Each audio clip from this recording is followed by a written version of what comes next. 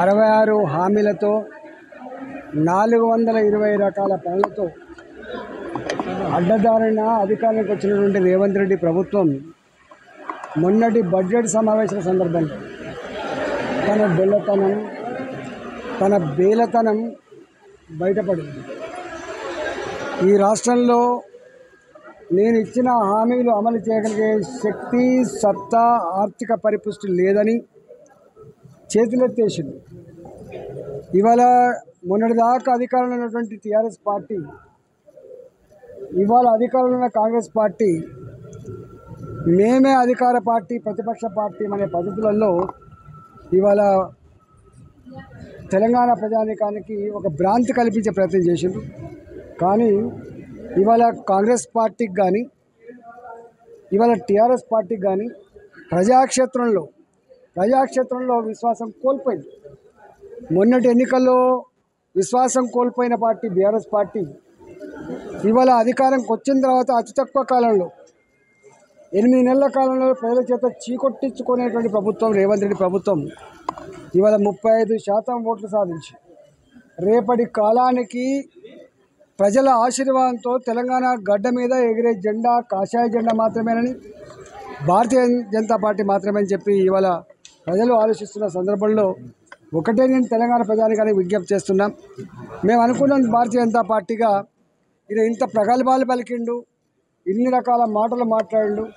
కానీ 2500 రూపాయలు ఏ మహిళకైతే నెల నెల భృతి ఇస్తా అని చెప్పి, రైతాంగానికైతే 10,000 రూపాయల ఇవాళ రైతు బంధు బదులుగా 15,000 రూపాయలు వస్తాయని చెప్పి భావించినామో, 12,000 రూపాయలు కౌలు రైతుకి సంవత్సరానికి ఇస్తా అని చెప్పిండో, చదువుకునే అమ్మాయిలకి ఒక స్కూటీ కొనిస్తా అని చెప్పిండో, ఇవాళ నిరుద్యోగ యువతకి 2 లక్షల ఉద్యోగాలు వచ్చిన 6 నెలల లోపే పూర్తి చేస్తా అని చెప్పి ఏ ప్రగల్భత పలికిండో అయితే అని చెప్పి భావించడం.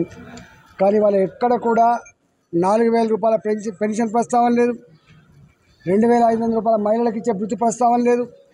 ఇవాళ రుణమాఫీ పేరిట 2 లక్షల రూపాయల ప్రగల్భాలు పలికి కేవలం 7,000 6,000 రూపాయలు ఇచ్చి చేతులు దులుపుకునే ప్రయత్నం చేసిండ్రు.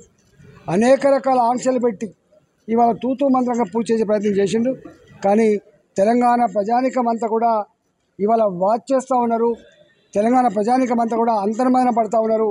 ఇవాళ మోసపోయినాం, మనం రేవంత్ రెడ్డి మాటలకు మోసపోయినాం.